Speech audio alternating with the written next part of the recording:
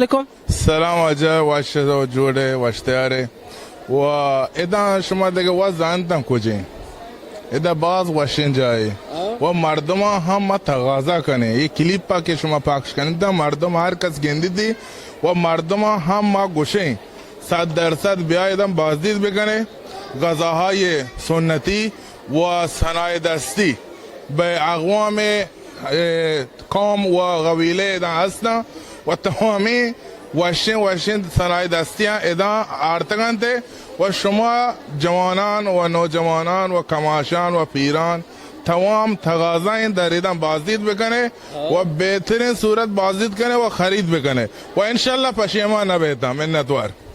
منتوارن که گما او رو امرایتان جشنواره مونسون ماتکی نمایشگاه و ای واجه که منی که رو اشتاتا جز پرسی کنه که چه کجات کیا و چه ظرفیت و چه توانمندی قوت اورتا نمایشگاه. سلام علیکم. چه کجات که تان درباره نمایشگاه توضیح مر بدیتا. بسم الله الرحمن الرحیم. سلام علیکم. ما همد منطقه آزاد چابهار هستیم و ما کارگاه لباس بنارسی ما رو همده هستیم که ما لباس بنارسی در واقع همده آموزش دهیم و تولید کنیم در منطقه آزاد. درسته. مار بوشت از اینشان چین چکیم و بیشتر کایشان زیریته. لباس بنارسی در واقع یک لباس مجلسیه که بیشتر به خاطر زرق و برقی بیشتر در مراسمات و لباس عروس و یه موردان استفاده بی و با توجه به زرق و برقی که هستی قیمتی تقریبا یه خورده شاید گشک نبی بالا به خاطرشی که کار دسته تماما کار دسته و بین 2 تومون تا 3 تومون قیمتشون کپند. خودتون رو معرفی کنید و بگین که از کجا اومدین و چی آوردین برای بازدید. من اردیبهشت هستم که کارآفرین و صنعتگر در کارهای حصیر تلفیقی و رومیزی‌های سنتی و شهرستان آبادان استان خوزستان اومدم چابهار. بله چی آوردین از آبادان واسه ما؟ والا آبادان که کیفای حصیری و کلاهای حصیری که در انواع مختلف تلفیق دادم، ادویجات جلالی که معروف به برند جلالی که از تمام شهرستانا میان برای ادویجات و رومیزی سنتی که کار تولیدی خودم شرکت زدم تو منطقه آزاد اروند آبادان. بله این سبدی که دستتونه درباره این توضیح بدین. این سبد والا ما الان نگاه میکنیم میبینیم هر خانومی که میره خرید تو کیسه‌های نایلکس خرید میکنه. چرا نباید از کارهای سنتی خودمون استفاده کنیم که هم بهرهشو ببریم هم یه مدل جدیدی برای شهرستانی‌ها یا برای کشورهای اروپایی، چون که کشورهای اروپایی خیلی از این کیفای سبدی استقبال کردن و هم برای آلودگی محیط زیست خوبه که دیگه نخوایم کیسه رو بگیریم دست و بخوایم بندازیم تو دریا یا تو رودخونه که ماهی‌ها یا پرندگان بخوان از این کیسه‌های پلاستیکی مریض بشن. بله مرسی از شما. درباره لباستون بگید. مثل لباس زنان بلوچی خیلی قشنگه و بگین که چجوری دوخته میشه و طرز تهیه‌اش چطوری است. این لباس سنتی خوزستانه که اکثرا عشایر عرب زنای عشایر عرب تن میکنن. به این که سر من هست بهش میگن شیله. یعنی ما روسری؟ آره شیله یعنی روسری عربی. بعد هرچی که این لباهاش به اصطلاح چینه زیادتر باشه ارزشش بیشتره، مثل شمایی که سوزندوزیات کوریشی. بله آره. بعد اینا یه حالت تیز داره، ابریشمی داره، وقتی که میشوریش جمع میشه. اگه بخوایم بفهمین اصل موقعی که شستن میشوریش باید جمع بشه، وقتی که خوش میشه از هم باز میشه. اینم که بهش میگن صبیه یه توره که بیشتر تو مراسمای عاشورا و اینا استفاده میکنن.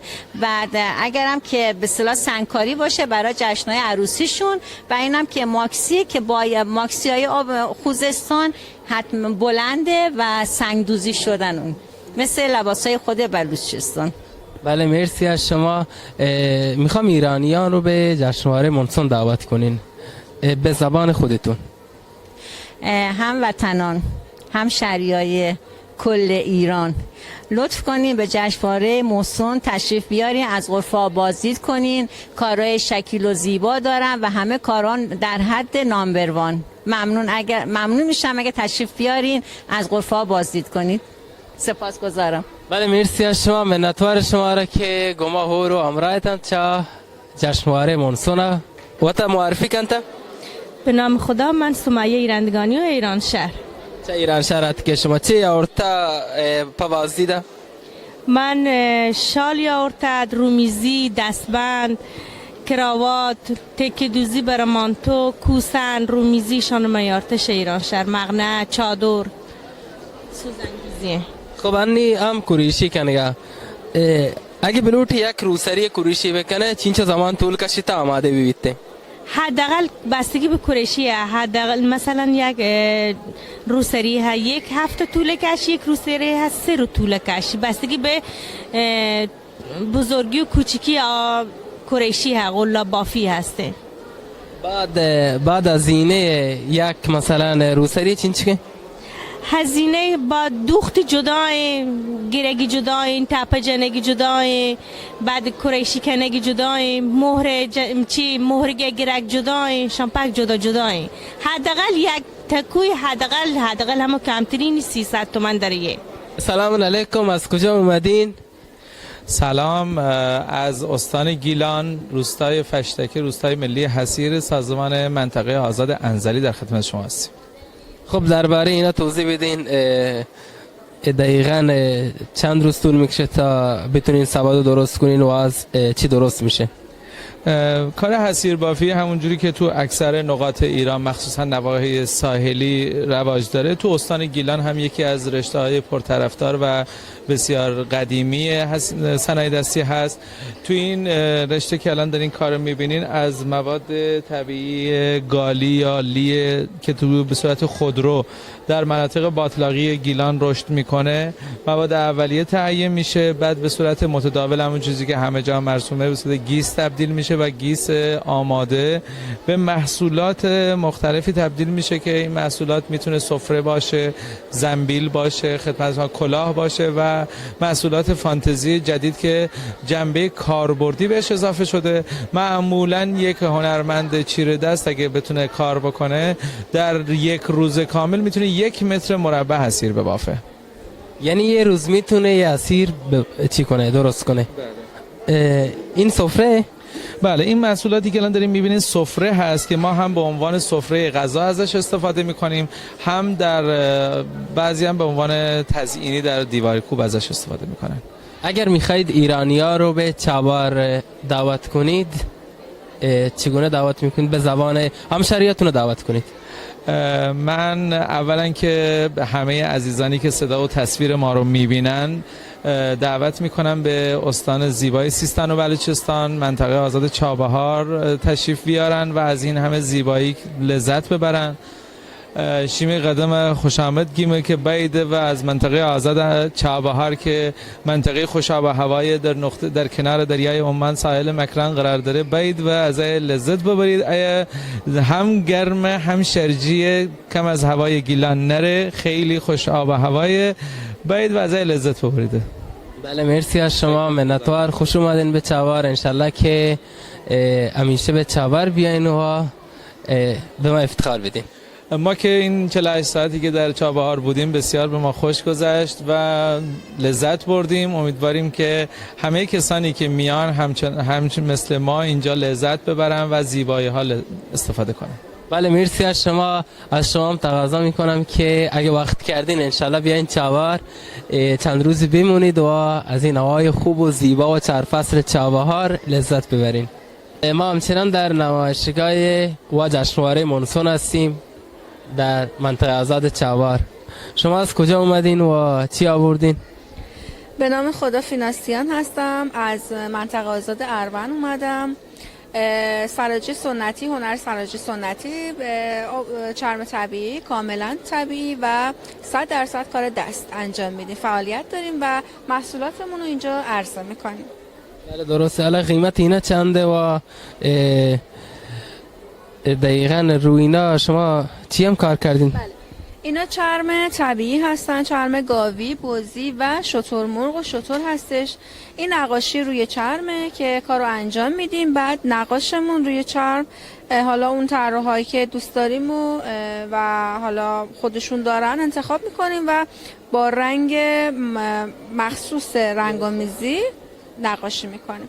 اینا هم حکاکی روی چرمه که روی چرم شتر کار شده، حکاکی با دست، یعنی منبت روی چرم با توی سبک سراج سنتی. یعنی کاملا سنتی و کاملا سنتی و چرمی. 100% با دست انجام شد. مرسی، دستتون در نکنه. سپاس از شما. میخوام که مردم ایران رو به چابهار دعوت کنید که بیان به شهر موج و مرجان سر بزنند. خواهش میکنم. من که خودم اولین بار این شهر اومدم، خیلی خوشم اومده، خیلی دوست داشتم. از شما هم دعوت میکنم که حتما به ما سر بزنین و از کالاهای داخلی ایرانی و صنعتگران ایرانیمون حمایت کنین با خریدای خوبتون. بله، مرسی از شما. سپاس از شما که همراه ما هستید.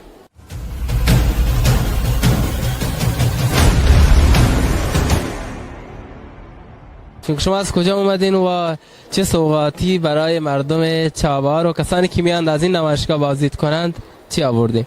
من از منطقه آزاد اروند خرمشهر اومدیم به دعوت منطقه آزاد چابهار اومدیم و شرکت کردیم. سوغاتی ما هم که گلیم‌فرش و حصیر دستباف از صنایع دستی خرمشهر هستش در منطقه آزاد اروند. بله، میشه درباره اینا سفره و اینا توضیح بدین بیشتر، مثلا سبد و سفره و سبدهای حصیری که میبینید برای یه کاربردهای مختلف داره. برای سفره استفاده میشه، برای زیرانداز استفاده میشه، بعد حالت تزیینی داره، روی دیوار توی آشپزخونه استفاده میشه و این سبدهای حصیری برای پیکنیک، برای جای توی آشپزخونه، برای لباس، برای جای پیاز، جای سیب زمینی، حالا کاربردهای مختلف داره و یه چیزی هم هست که از منابع طبیعی هستش، قابل استفاده هستش، به طبیعت باز میگرده، یعنی بازیافتش قابل بازیافته، پلاستیک نیستش که به قول معروف هم به طبیعت آسیب برسونه و بخواد جذب حالا خاک نشه. به خاطر همین و جنسش هم که خودتون میدونید از نخل و کاربردی که ما که کاری که انجام میدیم، بعضی از این برگای نخل رو رنگ میکنیم و توی این حصیر و یا سبد کاربرد داره برامون. و گلیم فرشایی هم که میبینی همش با نخ طبیعیه، 100% طبیعیه، هیچ مواد مصنوعی توش به کار برده نشده. غرفه شهرستان خاش و بیبی که منی که را اشتاتا دکترای افتخاری سوزاندوزی هستنی و لوٹه که وطا معرفی بکن. بیبی جان شو نام که؟ مریم کریمی. بله، مار بگوشتن که چند مدت شما سوزاندوزی کارا کنه گتن و چه شما دوچه گتن؟ ما الان 50-60 ساله که کار مشغول سوزاندوزی هستیم. یاد دادن شاگردی ها هر کجا را یاد دادن، هر سالی 4-5 برد ما کار کنیم بکرد همشه یاد شدن جنینان بلد شکنیم. چه دوچه شما کل مگه چه دوچه تا؟ دوچه پرکار، پلیوار، روبر، کشت، جوگ همشان پاک پشتی، کمری، کناره، رو تکتی، از شالان، دیاسیک، بدن آسیک، شان کلا ما تهیه کنیم دوچینو دیم بها کنیم کم کم. برای شهرستانان رای هر کجا نمایشگاهی بودن که ما رای این کار شرکت کنیم. همین نمایش چاب پروشی چونه مثلا زیرنت مردم؟ ها خدا را شکر پروش خوبه. هر کجا که ما براییم، هر نمایشگاه براییم 5-6 میلیون 10 میلیون تو ما معامله کنیم. حالا اینجا یعتگی یک کم معامله نبوده، بل تازه یعتگی تازه. بله درسته. ماسیا دکتر افتخاری هست. بیبی شما را چه منتواره؟ سلامت باش. نکوت معرفی کن تو نام که؟ من نام کادره، کادر نوروزی حسیرباب. ماشاءالله. چه کجا؟ ایران بامپورا. چه آورتا شما پا نمایشگاه؟ من حسیر رو یارتا و الان تن نمایشگاه باهاش بکنم و به نمایش بدم. بله ماشاءالله. ایشه توپ شنتی بازی است بلوچی شنتی دال دارپو کرکت یا ما کرکٹ کرکت بلوچی ایرانی گوشن نه دار پورچول چورپول. بله ناکو لوٹیا که مسابقه انجام بدن تیوار چیا مسابقه ایشی بزیر پچ بکنته چی برنده بھی ناکو جایز دنته شیه گره من بسته هر کشیه پچکن در باسه حرکت با 30 ثانیه 1 میلیون تومان جایزه. وجه 1 میلیون تن پیسه دو پیشتکو واسطه. خب گرانچه اگر هو پچ بکن با 3 حرکت در ضرب 30 ثانیه 1 میلیون تومان جایزه بگی. یعنی ظرف 30 ثانیه هرچی دو این پیشتکان چی هم جدا کنته وجه 1 میلیون تومان جایزه بارته ناکو شیچ تومان یاد بگیرن پچ کنه گئی شیه اگر من تری پچ کنم بدهم بی ارزش بی شیه چیز مسابقاتی بعد کسی اگه جایزه ایر بکن باید همه دقیقه در حین جایزه باید شیه پچ بکنن.